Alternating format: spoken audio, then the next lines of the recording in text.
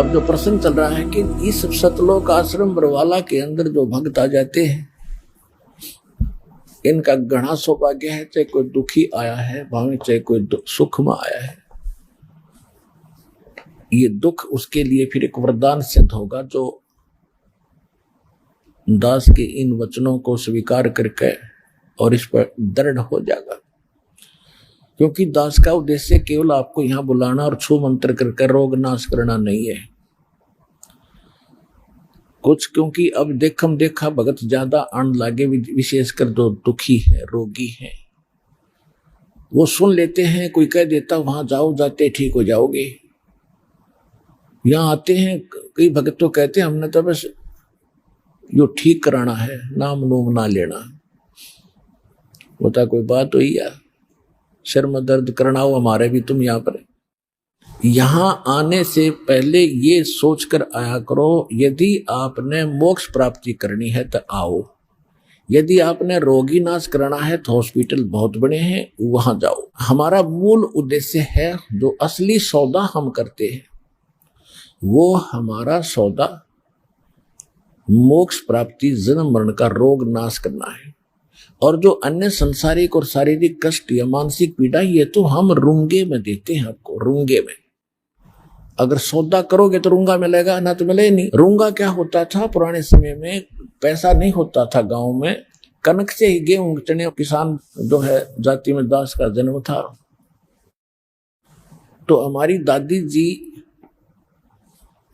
लेती थी, कभी कोई सब्जी बेचने वाला आ गया, कोई प्याज बेचने वाला आ गया, फेरी लगाने वाले, कोई टिंडे बेच रहा है, कोई आम बेच रहा है, कोई कुछ भी, तो वो क्या जैसे एक बेला एक कटोरा गेहूं का भर लेती और जाके उसे पूछती, भाई ये कैसे दिए थे ना टिंडे? वो कहता, ताई गेहूं के 2 बार देता हूं, 2 बार। तो गेहूं एक पलड़े में डाल लिए, गेहूं के बराबर 2 बार टिंडे। जो सौदा करना था तो दादी जी के झोड़ी में डाल दिया। फिर मेरी दादी जी कहती थी, भाई रूंगा और दे। वो उठा के एक टिंडा और दे देता, ना भाई और दे, एक और दे देता छोटा सा। दादी जी राजी हो जाती। यानी सौदे से नारा जो एक्स्ट्रा बेनिफिट था उसने रूंगा कहा करते, और रूंगा उसको मिलेगा जो सौदा लेगा। या सोच लियो अड़ान तो पहले, हमारा सौदा है जन्म मरण का रोग नाश करेंगे, सतलोक ले जाएंगे, सत भक्ति प्राप्त करनी है तो यहां आया करो, ज्ञान सुना करो। हम भक्त जो अपना अनुभव बताते हैं उससे पहले कम से कम पौना घंटा यही बताता हूं, भक्ति करो, भक्ति बिना बात बने नहीं। और फिर तुम इस भाव से आइयो, हमने मोक्ष प्राप्ति करनी है। और पुण्यात्माओं देखो, यहां तो दोनों हाथों में लड्डू, एक मंत्र लेकर प्रथम मंत्र उच्चारण करके वहां बैठ कर उच्चारण कर फिर भी मृत्यु होगी ना, आपको मनुष्य जन्म गारंटीड है।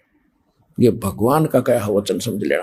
तो इसलिए हम भी इस बात को अवॉइड नहीं करते, क्योंकि जैसे तैसे कोई आकर नाम ले गया, जब दृढ़ हो गया तो गारंटीड ठीक होगा, तो कैसी बीमारी हो। और फिर भी जब डगमग हो गया तो हमने तो अपनी आत्मा पकड़नी है। भगवान ने एक बार नाम ले लिया और 10-5 मंत्र कर लिए, या एक भी मंत्र उच्चारण करके किसी कारण से, और उसकी मृत्यु भी होगी तो भगवान का हो गया, उसको तुरंत मनुष्य जीवन देगा। और अब विश्व में ये ज्ञान फैले ही फैलेगा, वो आत्मा चढ़ गई लाइन पे, अगले जन्म में उसका मोक्ष कर देगा। भगवान परमात्मा ने तो अपने लाल इकट्ठे करने हैं। और यहां अगर भक्ति नहीं करेगा, कहीं और जागा वो मरे तो मरेगा। तो मनुष्य जीवन उसने 1,00,000 जन्म भी ना मिला फिरता है, क्यों भक्ति करे नहीं रखी। तो यहां दोनों हाथों में लाडू, भगवान जब सच्चे दिल से भक्ति करोगे तो स्वस्थ भी होगे और मोक्ष भी मिलेगा। और वैसे भी अगर नाम लेकर किसी कारण से, क्योंकि नाम ले गई 10-5 दिन, महीने 2 महीने भक्ति कर ली और फिर आस्था हट गई, किसी ने बका दिया, क्योंकि यहाँ आने के बाद घने मिलेंगे आपने ये जादू तंत्र करनी है, चलो वहां झाड़ा लगाता ठीक हो जाता है। यहाँ आते हैं भगत बताते हैं, लाते हैं जी इसको ऐसी बीमारी थी या कैंसर थी इसके, और ठीक हो गया था। अब तीसरी बार आया, दूसरी बार आया, जब वो कति सोच था का मतलब 90% आराम था। और फिर कोई रिश्तेदार आ गया कि वहां जाते ही ठीक हो जाता, उसको लेके झाड़ा लगा दिया, वैसी स्थिति फिर होगी तीसरी बार आ जाओ। अब बता के रो उसने के कहूं, मैं क्या कहूं, तेरा समझाते हैं खुरकाते हैं, या मत आना फिर आगे से अगर ऐसी बकवास करते हो तो। भगवान से छोड़कर इतना सारा मिल गया तुम फिर भी चले जाते हो, तुम्हारी अकल कहां, फिर क्या ज्ञान समझा, तो न्यू मार खा जाते हो तुम। अच्छा दूसरी बात यह है, अब आप देखते हो कई भक्त, आप सैकड़ों हजारों की संख्या में भक्त बताते हैं हम ऐसे ठीक हो गए, ऐसे ठीक हो गए। वो क्यों ठीक हो गए? और जो ये कह रहा है जी मैं 5 बार आ लिया, 1 महीना हो गया, 1 साल आ गया, मुझे लाभ नहीं हुआ, उनको क्यों ना हो रहा? क्या भगवान बदल जाता है उस समय? ये आपकी कमी है। सतगुरु के दरबार में कमी काहे की ना, हंसा मौज न पावता तेरी चूक चाकरी मा। इस सच्चे दरबार में इम्पॉसिबल वर्ड नहीं है भगवान कबीर साहब की डिक्शनरी में, असंभव शब्द नहीं है।